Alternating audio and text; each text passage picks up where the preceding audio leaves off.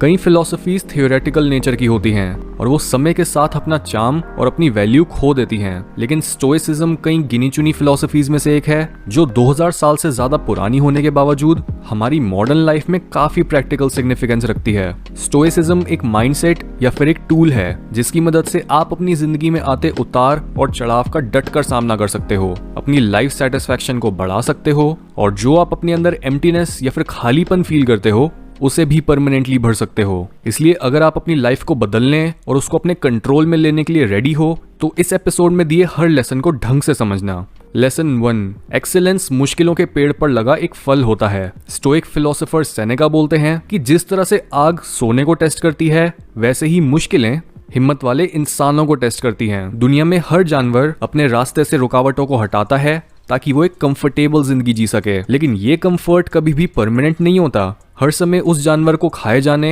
या फिर बदलते मौसम की वजह से मरने का खतरा रहता है। इसलिए उसे पता होता है कि जितनी वो मेहनत करेगा उतना ही उसके जिंदा रहने के चांसेस ज्यादा रहेंगे। पर हम इंसानों के केस में हम हर समय बदलती सिचुएशन के अकॉर्डिंग अडेप्ट करने में फेल हो जाते हैं और बस यही सोचते रहते हैं कि काश हमें जरा सी मेहनत करने पर परमानेंट कंफर्ट मिल जाए। बट सेनेका बोलते हैं कि इस तरह की सोच आपको जीते जी मार देगी, क्योंकि एक ऐसा इंसान जिसने कभी भी कोई चैलेंज नहीं लिया और उसे हमेशा वो मिलता रहा जो उसे चाहिए था, ऐसे इंसान की लाइफ एक ट्रेजेडी से ज्यादा कुछ नहीं होती। इस तरह से जीना तो बिल्कुल ऐसा हुआ जैसे मोहम्मद अली ने अपनी पूरी जिंदगी बिना एक फाइट करे निकाल दी हो, या फिर माइकल जैक्सन ने कभी कोई गाना ही ना गाया हो, क्योंकि बिना चैलेंजेस या मुश्किलों के दूसरों को तो दूर आपको भी ये कभी पता ही नहीं चलेगा कि आप क्या करने के कैपेबल हो। यही रीजन है कि क्यों स्टोइसिज्म सिर्फ ये नहीं बोलता कि लाइफ जो भी आपकी तरफ फेंके उसको फेस करो, बल्कि आप खुद भी अपने डरों के पास चलकर जाओ और उन्हें एक फाइट के लिए चैलेंज करो। लेसन 2, जितना भी समय निकल चुका है उसे अब मौत ओन करती है।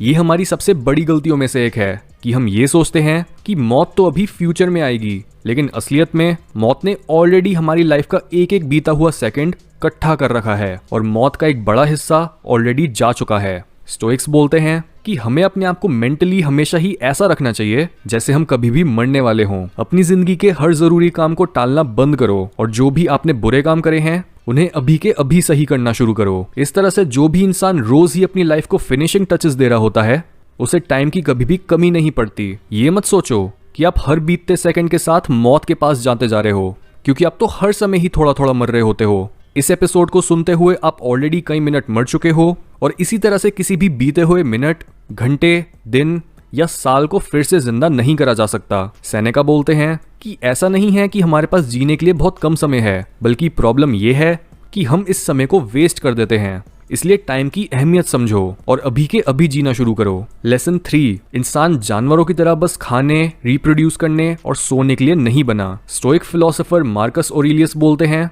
कि जब भी आपको सुबह बेड से उठने में परेशानी हो तब खुद से ये बोलो कि मुझे एक इंसान बनकर काम करने का मौका मिल रहा है। मुझे किस चीज की कंप्लेन करने की जरूरत है अगर मैं वो कर रहा हूँ जो करने के लिए मैं पैदा हुआ था और जो काम करने के लिए मुझे इस दुनिया में लाया गया था, या फिर मैं बस दुनिया में इसलिए आया हूँ ताकि मैं बस कंबल में घुसकर आराम कर सकूं। ये चीज हम अक्सर फील करते हैं। कभी हमारा काम या पढ़ाई करने का मन नहीं कर रहा होता और कभी हम बस आलस कर रहे होते हैं। हमें पता तो होता है कि हमारा काम करना जरूरी है, लेकिन बेड पर पड़े रहने का कंफर्ट भी उस टाइम पर स्वर्ग जैसा लग रहा होता है। मार्कस जानते थे कि सुबह को जीतना उन्हें पूरे दिन और पूरी लाइफ को जीतने के पास पहुंचा सकता है, जिस वजह से वो इतना पावरफुल होने के बाद भी अपने डिसिप्लिन को कभी नहीं भूले, क्योंकि नेचर इंसान से यही मांगती है कि हम अपना डिसिप्लिन मेंटेन करें और लाइफ के बोझ को कैरी करें। दुनिया और हमारे खुद के घर की प्रॉब्लम्स हमारे उठने और हमारे द्वारा सॉल्व होने की वेट कर रही होती हैं, और जितना ज्यादा हम सोकर या आराम करके अपने कामों को डिले करेंगे उतना ही ज्यादा हमें बाद में इकट्ठे हो रखे कामों को जल्दी जल्दी और जबरदस्ती करना पड़ेगा।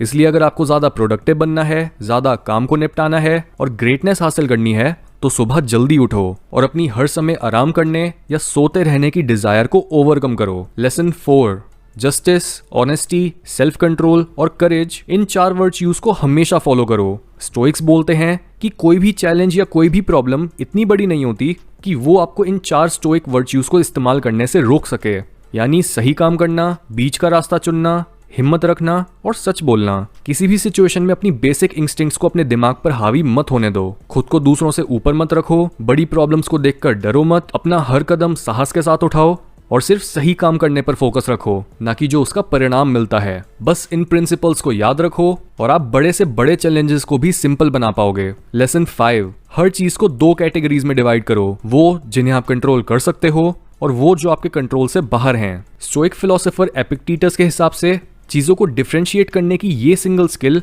आपकी लाइफ बदल देगी। यानी ये पता होना कि कौन सी रिस्पॉन्सिबिलिटी हमारे ऊपर है और कौन से कामों को हमें बस होने देना होता है। अगर बाहर मौसम खराब है और आप अपने काम पर या फिर घूमने नहीं जा सकते, तो ऐसी सिचुएशन में आप चाहे जितना मर्जी चिल्ला लो या दुखी हो लो, मौसम को जब बदलना होगा वो तभी बदलेगा। जितना भी आप प्रे कर लो कि आपकी हाइट एकदम से कम या ज्यादा, आपकी शक्ल या फिर जिस देश में आप पैदा हुए थे वो बदल जाए, ये सारे फैक्टर्स ही आपके कंट्रोल से बाहर हैं और इन्हें आप नहीं बदल सकते। हर वो मिनट जो आप इन ना बदलने वाली चीजों पर वेस्ट करते हो, वो सारा टाइम आप उन चीजों पर लगा सकते थे जो आपको मैक्सिमम रिजल्ट्स देती, क्योंकि उस केस में आप सिर्फ ज्यादा खुश ही नहीं रहोगे, बल्कि आपके पास वो एडवांटेज होगी जो उन लोगों के पास नहीं होती, जो अपनी लाइफ के हर एस्पेक्ट को बदलने की कोशिश करते हैं और रास्ते में अपना सारा टाइम वेस्ट कर देते हैं। लेसन 6, आपको कोई भी प्रॉब्लम नहीं बल्कि उस प्रॉब्लम की परसेप्शन तंग करती है। इस लाइन ने मॉडर्न साइकोलॉजी में बहुत बड़ा योगदान दिया है, क्योंकि इसी थिंकिंग की फाउंडेशन पर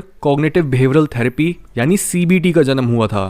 क्योंकि ये हमारी सबसे बड़ी पावर है कि चाहे बाहर कुछ भी हो रहा हो, हम अपने अंदर से ये डिसाइड कर सकते हैं कि हमें उस पर किस तरह से रिएक्ट करना है। हम डिसाइड कर सकते हैं कि हमें किसी इंसान की बोली हुई बातें या अपने फेलियर्स रुलाते हैं, या फिर वो बस हमें कुछ सिखाकर अपनी सारी इमोशनल वैल्यू खो देते हैं। लेसन 7, उन चीजों को सीखना इम्पॉसिबल है जो आपको लगता है कि वो ऑलरेडी आपको पता है। यानी हमेशा अपने कानों, आंखों और दिमाग को खुला रखो, क्योंकि एक लेसन किसी भी रूप में आपके आगे प्रकट हो सकता है।